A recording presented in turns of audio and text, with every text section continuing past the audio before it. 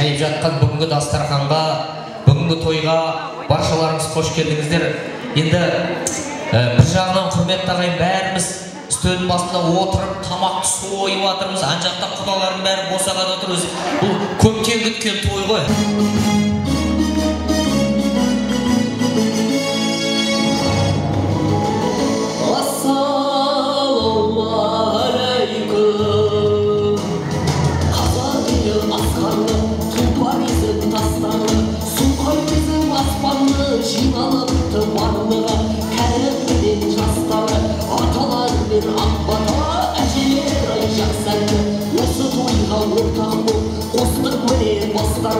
Сойғызып жылқы қошқарды ұсынып алған астарды, арғын елдің баласы Әлібектей атаба тойларыңды бастады.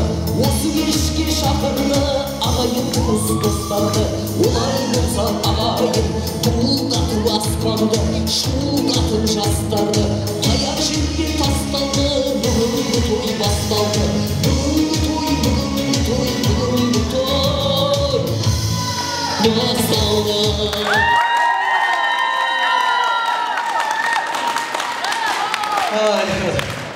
Еремин жақпен Алматы құда болса деймді, шапалағы да бір басқаша болады екен. Привет такой, ответ мә! Осылай оқпағанға әлгі той елер жүрміз, қанша күткен құдаларымыз еще 2 сағат босаға отырғыз көп өзіміз тамақ жеп жатқан шол шынымен ыңғайшы, бірақ әр жердің салты басқа, оның бәрі дұрыс. Өзі дүйсекең өзі қай жақта, ан жақта жүрме, Гүлжан апа, дүйсекең ан жақта жүрме, жүре берсін. Өзім вообще әлгі сасқан үйрек артымен жүзеді деген сияқты. Жоқ, Қазақстанда бар ғой, тойға рұқсат болып тұрды ғой баяғыда. Сол кезде үйлен десе жүрді. Как только той запрет берді, келесі күні мен үйленейін деп едім деді ғой. Енді болады екен, бірақ өзі қуған жетпес, бұйырған кетпесті. Әлгі Астанадан қарайсың, Қарағандыдан қарайсың, Қостанайдан қарайсың, сөйтсе маңдайының жылдызы Алматы өңірінен екен ғой. Осы жалайырлар болмаса не істер еді деймін, бір шапалақ қойсын құдалар. Бастықтағының абырой биік болған заман ғой. Түшкіргендерден түңіліп, жөтелгендерден қашып жүрген, милициядан тығылып, торговый-домның есігін білдірмей ашып жүрген құрметті ағайындықтар, ең басты осы басымыз аман болсын. Баяғыда тойдың қайтқанын күтуші едік, қазір бәріміз тойдың айтқанын күтетін болдық қой. Кәрінің аузына қарайтын қазақ, кәрістің аузына қарап қалады деп кім ойлаған? Ең басты осы күнге жеткенімізге шүкір дейік. Мына қауышатын адаммен қауышып, табысатын құдамен табысып жатқанымызға біз Аллаға мыңда бір тәуба деп айтайық ағайындар. Алланың ақшасын алып тастаған, той иесін сауып тастаған, жұрттың бәрін кіргізіп алып, есікті сыртынан жауып тастаған, тойхана дейтін түрмеге 4 сағат отырып шығуға қош келдіңіздер деп қоямын. Сіздер ұлы жүздің елі мен керей елі бар, бір-бірімен құда болып жатыр деп, міне біз де мына жерге қызмет көрсетуге келдік. Бұл сөйлеп тұрған тамада құдалар қай жердің жігіті десеңіздер, Атырау мұнайын сатып, Қостанай бидайын сатып, Қарағанды шахтасының ақшасын беріп, Шымкент мақтасының ақшасын беріп, әйтеуір түгел қазақтың байлығына салынған Астана дейтін қала бар. Сол Астана дейтін қаланың Көкшетау дейтін көршісі бар. Міне сол Көкшетау қаласынан, Ерке Есілдің жағасынан, қаптаған қалың арғынның арасынан сіздердің 40 жыл күткен тойларыңызға бір қызметімізді көрсетіп кетейік деп аттан түскен бетім осы құрметті ағайындар. Есімім Әлібек Серғалиев, арғынның бір жапырақ баласы болам. Көкшетаудағы 60 шалмен 70 кемпірдің сәлемін қабыл алыңыздар. Қалай апа, жақсы таныстырып жатырмын ба өзімді? Өткенде осылай айтып жатсам, бір әжем айтады, сол бастық атырма Көкшетау деп айта салмайсың ғой деп жаңа.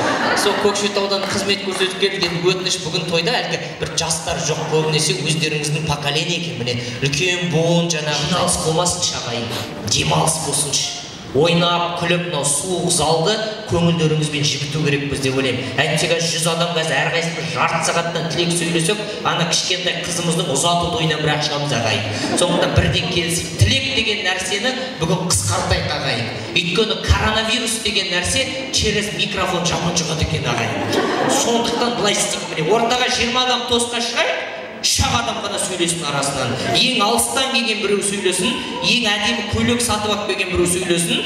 Сосын біраз жасқа кеп көрерін көріп, кому уже терять нечего, сол сөйлесін болды.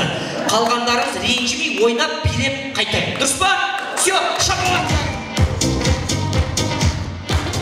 мынау Көкшетаудан Арғынның бір баласы келіп Керейдің тойында әңгіме айтып жатты деп ренжімеңіздер ағайын. Бұл тойда кәрі бар, жас бар, иығымызда бас бар, басымызда шаш бар. Көкшетаудың тамадасы Керейдің тойын бастар, Керейің болса қостар. Шын айтайын ағайын, примерно мынандай жоспар. Халал той істеген кезде жастар болмау керек, мастар, жарты сағаттан сөйлемей қысқа болу керек, тостар. Әрине тілек бермейді деп түсінбегендер Шәмшиден көкеме ренжи бастар. Бірақ Шәмшиден атам өзі айтты телефонмен звондап, мен тойға келмесем де мына тойды тамада өзім басқар.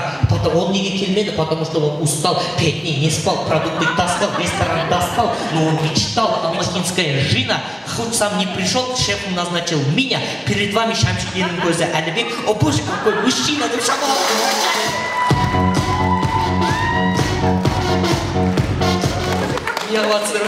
Тоққа түскен тауық сияқты не істеп отыр деп жаңа солай болып қалды, айып етпеңіздер. Просто құртым бар менің. Құртым бар, сол құртымды жақсы көретін Ереймен тау сияқты жұртым бар деп шапалақ ұрады. Ал енді в общем, үш адамды сразу баяғыда келіннің бетін ашып көрсетуші еді ғой. Біз бүгін үш адамды сразу көрсетейін деп тұрмыз ғой. Бұйырса келінді көрсетейін деп тұрмыз. Дүниеге келген кішкентай баламды көрсетейін деп тұрмыз. В общем, үйленгеннен кейін Дүйсенбек қалай болды, оны да көрсетейін деп тұрмыз қазір. Шапалақтап қарсы алайықшы Жәнекей. Дүйсекең отбасымен келе жатыр. Қара шаңырақ, қошемет. Айналайық. Құрметті қабылдауаштан жиналған ағайын. Бүгінгі дүбірлі тойларыңыздың ажарын ашатын алтын той агенттігі. Қарсы алыңыздар. Зыр қазақ қарайды қырма